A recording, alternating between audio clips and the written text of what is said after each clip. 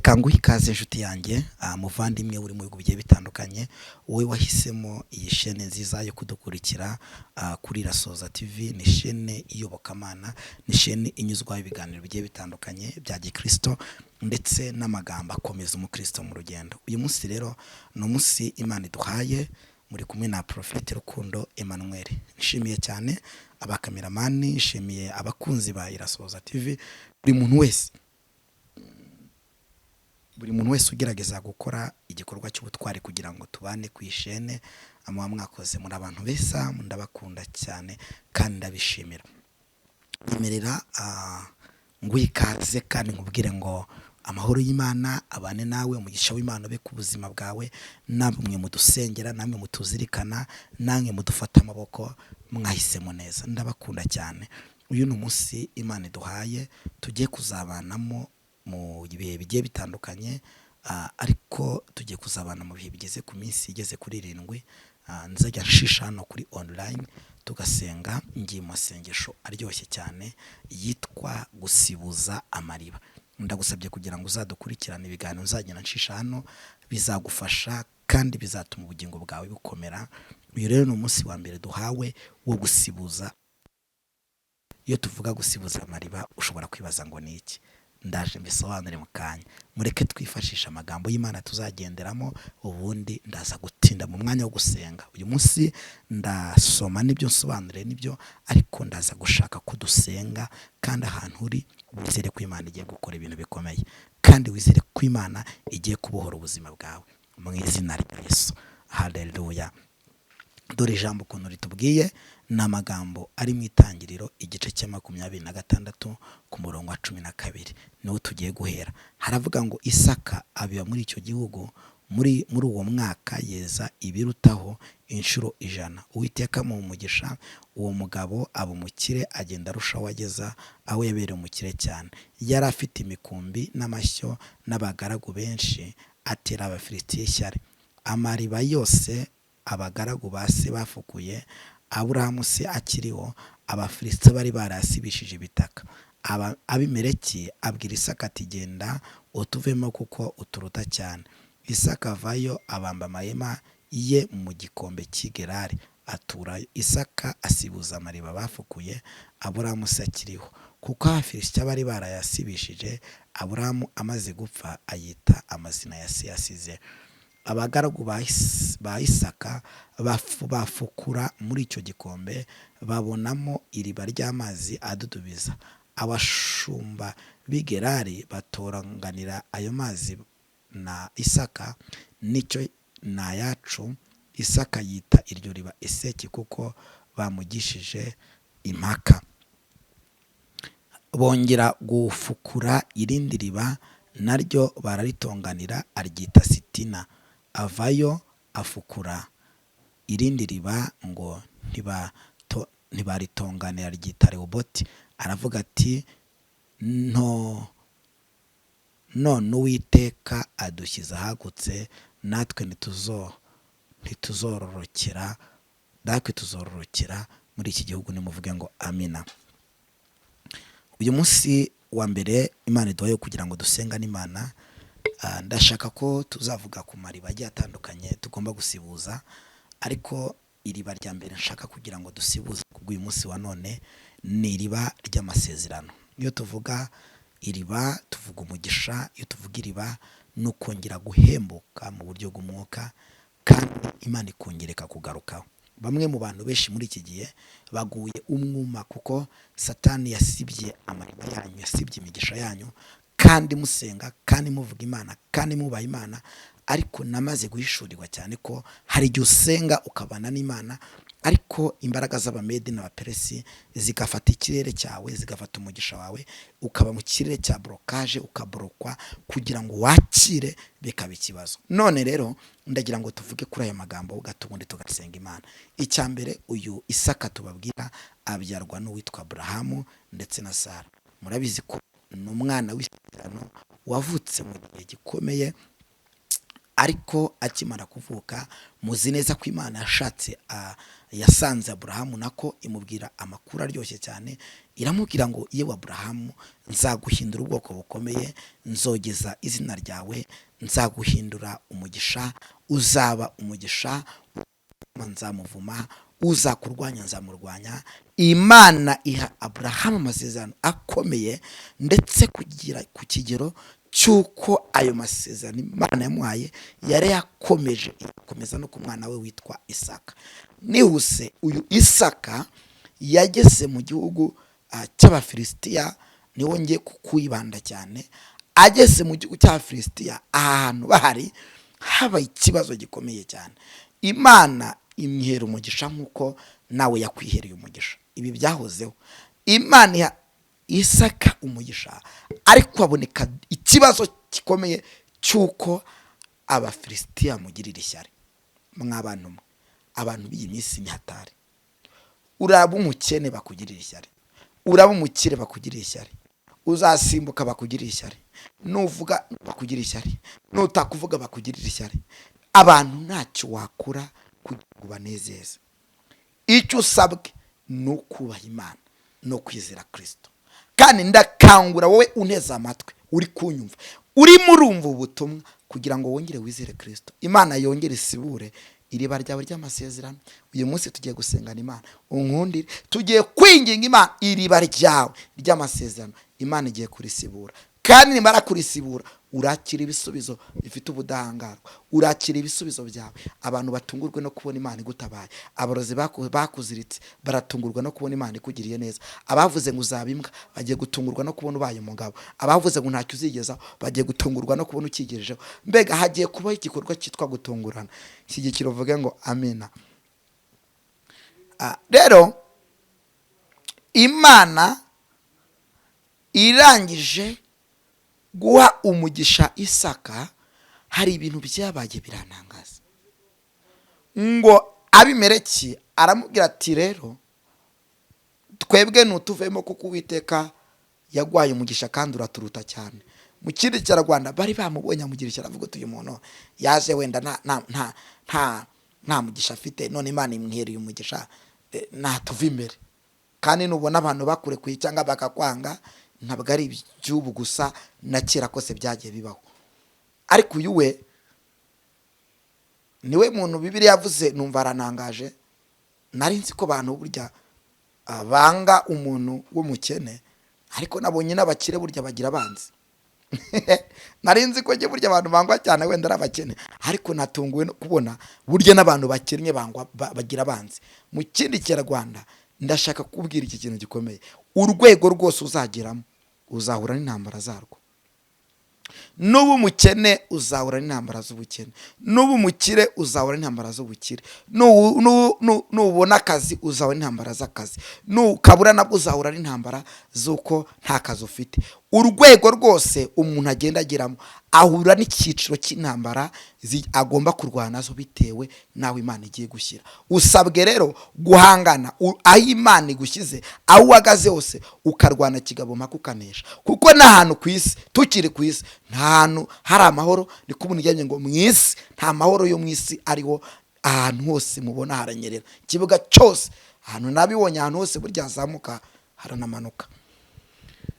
Isaka rero amaze kugera mu gihugu cy'Abameleki, murabyumvisha agirirwa ishyari. Akimaze kugirirwa ishyari, Abameleki aramubwira ati tuvemo, arigendera. Ariko Isaka ajya gusibuza amariba ise Aburahamu Imana yari yarasize imubwira ati aya mariba uzaboneramo umugisha, aya mariba uzaboneramo igitangaza, aya mariba uzatuma umuryango waguka, muzatuma mukira, muzabaherwe. Mbega Imana imumenyesha amakuru y'icyo yifuzaga kugira ngo izakorere umuryango wabo. Ariko Isaka arangije ajya gusibuza amariba. Hari amariba 3 nshaka kuvuga Isaka yasibuye akomeye. Iriba rya mbere ni iriba ryitwa Eseki. Eseki bisobanuye ni ukugishwa impaka, ni iriba ryo kugishwa impaka. Reka nkubwire, iyo uhagaze ku musozi witwa Eseki, umuntu wese arakureba akabona ko nta mpano ufite. Hari igihe uhagarara ahantu umuntu wese akakugiraho impaka, akavuga ngo uyu muntu ni Imana asenga, uyu muntu mbese nawe yaseba, nawe se yapfusha, nawe se byamubaho. Iri riba ryitwa Eseki, icyatumye aryita Eseki ngo nuko ari riba yafukuye, ariko abantu bamugisha impaka, baravuga utumva hari igihe iyo uri kwiririba rero ryawe wafukuye ryo kugishwa impaka, iriba umuntu yarihagazeho buri muntu wese umubonye aramusuzugura. Iriba rihagazeho umuntu wese ashidikanya Imana yawe. Ariko ndaguhanuye muri aka kanya, iri riba ryo kugishwa impaka ndigukuyeho mu izina rya Yesu. Iri riba ryo gushidikanwaho Imana yawe ndigukuyeho mu izina rya Yesu. Nkwibutse ko turi mu masengesho avuga ngo nugusibuza iriba, kandi iri riba turimo turatangaza ry'uyu munsi rya mbere ni iriba ry'amasezerano. Abantu benshi bageze ku musozi w'amasezerano, babwiwe yuko Imana izabagira neza, ariko bari kubishaka bakabibura. Abantu benshi babwiwe ko Imana izabatabara, ariko mumaze iminsi mubishaka mukabibura. Ariko ndashaka kugira ngo nsengane nawe ubwire ngo Imana y'amahoro ije gusibura iriba ryawe. Nshyigikira uvuge ngo haleluya. Imana igiye gusibura iriba ryawe. Imana igiye gusibura iriba ryo gusohorezwa amasezerano. Bivuze iki? Ibyo Uwiteka yavuze kuri wowe aje kubisohoza, atabajije abanzi bawe, atabajije abagome bawe, atabajije abagukikije, atabajije izo ntiriganya, atabajije izo ingetura, atabajije abahwinini, atabajije abantu bose bakwataka basenya inyenyeri yawe. Imana ije gusibura iriba ryawe ry'amasezerano. Irindi riba rya kabiri Isaka yasibuye ni iriba rikomeye ryitwa Sitina, ngo ni iriba ry'intonganya. Buri muntu wese akagutonganya. Iriba ry'intonganya twarivuga umunsi ukatubana mwinshi. Uko mbivuga nimvuga iriba ry'intonganya, nawe utekereza ubuzima bwawe uhagazemo. Uyu munsi wa none iri riba ushobora kuba nawe urihagazeho, ariko ndakuzaniye inkuru nziza. Nubwo uri mu isi abantu bari kugutonganiraho, abantu bari kukugisha impaka, abantu batavuga uti Imana yawe iri he, abantu bavuga uti ko Imana yavuganye nange izagukorera mariage iri he, abantu bakavuga ngo ko Imana yavuze ngo izaguha inzu iri he, abantu bakavuga ngo ko Imana yavuze ngo izaha abana bagakiza iri he, abantu bakavuga ngo ko Imana yavuze ngo izagukura mu bukode iri he, abantu bagashidikanya kuvuga ngo Imana yavuze ngo izagura ubyaro iri he. Ugeze ku kigero cy'intonganya, abantu bafite ukuntu bari kukujomba amagambo akubabaza, ukumva ibyiringiro birarangiye, ukumva Imana yaragutaye, ukumva Imana ntikiri mu ruhande rwawe. Ariko nshuti yanjye witinya, wigira ubwoba. Imana hari indi riba yaguhishiye ryitwa Rehoboti. Iriba ryitwa Rehoboti bivuze ngo kwaguka. Uyu munsi wa none ndashaka kugira ngo waguke. Rehoboti ni waguke mu bucuruzi bwawe. Rehoboti ni waguka aho ngaho ukorera. Rehoboti ni waguke mu muryango wawe. Rehoboti ni waguka arazonema. Rehoboti ni waguke mu buryo bw'umwuka. Rehoboti ni waguke mu mbaraga. Rehoboti ni waguke ugira ubucuruzi bukomeye. Rehoboti ni waguke imishinga yawe igende neza. Rehoboti ni waguke mu buryo bw'umwuka ugira indimi z'umwuka zitamenyerwa. Rehoboti ni waguka bavuze ngo uzaba imbwa batungurwa ubakiranye. Rehoboti ni waguke anlosema. Ndaje nk'umuhanuzi w'Uwiteka nkubwire ngo aguka aguka aguka aguka aguka. Rehoboti bisobanuye kwaguka. Ndagira ngo utangarize ngo uhanurire, Imana igiye kukwagura arazonema. Imana irakwaguye. Aguka aguka aguka aguka aguka aguka. Ntabara uvuge ngo ndagutse. Byandike nushaka wandike ku mantere 200. Vuga ngo ndagutse ndagutse ndagutse ndagutse ndagutse. Aguka. Iriba ry'amasezerano Imana yaguhaye umunsi Uwiteka agiye kongera kurisibura, wongere usohorezwa amasezerano. Uri mu gikombe cy'ishidikanya Mana, uri mu gikombe cy'intonganya, uri mu gikombe abantu bashidikanya ku Mana yawe. Ariko Imana yawe nubwo icecetse ariko irahari. Amina. Nubwo abantu bakubona yuko Imana yawe idahari, ariko tuzi umutima no kuri ko Imana irahari. Nibyo yavuze izabikora, nibyo yakubwiye izabikora. Wowe icyo usabwe gusa nukuyiringira ukayikomezaho, ukamera nk'abakuki ngo ngewe nzahagara ku munara wanjye ndindire kubw'icyo namuganye, kandi nawe azantegera ugutwi anyumve. Bivuze iki? Imana yacu nubwo ishobora gutuza ariko irahari. Imana yacu nubwo abantu bashobora kubona itagutabaye ariko itinda yumvise. Mu minsi mike izigaragaza. Amina. Ihisha ariko ihari. Intambara murimo murarwana Imana izirimo, ibibazo murimo murarwana murahangana nabyo Imana ibirimo. Niyo mpamvu yabantumye kugira ngo babwire ngo iriba ryanyu ry'amasezerano irye kurisibura. iriba ry'icyo Imana yavuganye nawe igiye kubikora. Umaze iminsi wihebye, umaze iminsi wiganyira, umaze iminsi erega usibye n'iriba, nawe urabizi neza ko nubwo tugiye kuvuga n'iriba ry'amasezerano, ariko nawe urabizi ko umutima wasubiye inyuma. Erega n'iriba ryo gukiranuka rikwiye kongera gusiburwa. Nubwo tuzavuga amariba menshi nzayavuga, nzayasobanura ndetse ndacyakomeje, ariko ntabwo nasoza nakubwiye ngo nawe usabwe kongera kwizera Kristo. Turabizi neza ko nawe wasubiye inyuma, urabizi neza ko nawe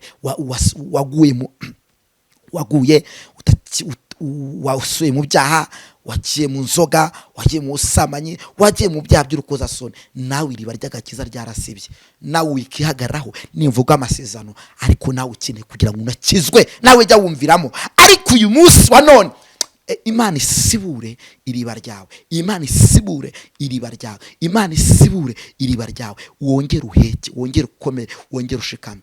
Ntiza akanya ngusengere. Ndashaka udutina muri aka kanya ko gusenga. Unyemerera ahantu uri unteze amatwi, wizere ko Imana ijya gusibura iriba ryawe. Ndashaka kugira ngo mvugane nawe. Ndagukumbuza kuzongera gukomezanya natwe muri aya masengesho.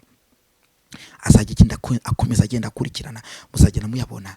Ariko ndashaka kugira ngo ngusengere Imana isibure iriba ryawe. Imana iguhe umugisha. Reka ngusengere. Imana Data usanzwe utwumva, uri Imana idashobora kubeshya, kandi uri Imana isohoza amasezerano. Uyu muntu umaze igihe kirekire ku irembo ryo kudasorezwa amasezerano, nayasohorezwe. Uyu muntu wabwiwe ko uzamuha mariage wa Mana we, nikemuke iyi mariage ndayifunguje.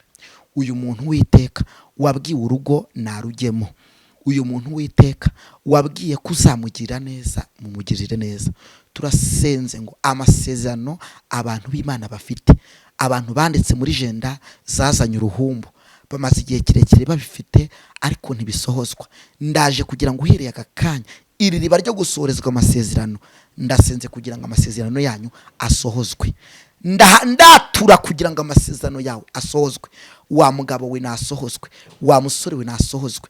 Iri riba ryawe nirifunguke. Haleluya. La done monekita. Aguka. Uhereye aka kanya imbaraga z'Uwiteka zikugote.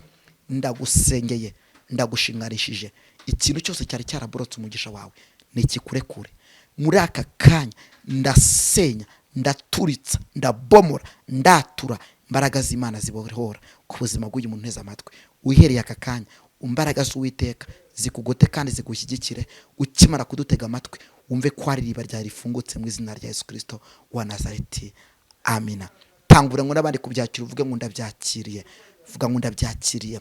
Vuga ngo ndabyakiriye. Iriba ryanjye rirafungutse. Iriba ryanjye rirafungutse mu izina rya Yesu. Amen. Imana iguhe umugisha, Imana ikugirire neza.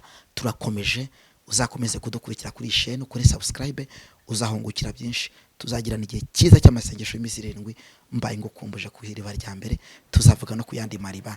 Mwari kumwe na Prophet Rukundo Emmanuel. Ciao, bye bye.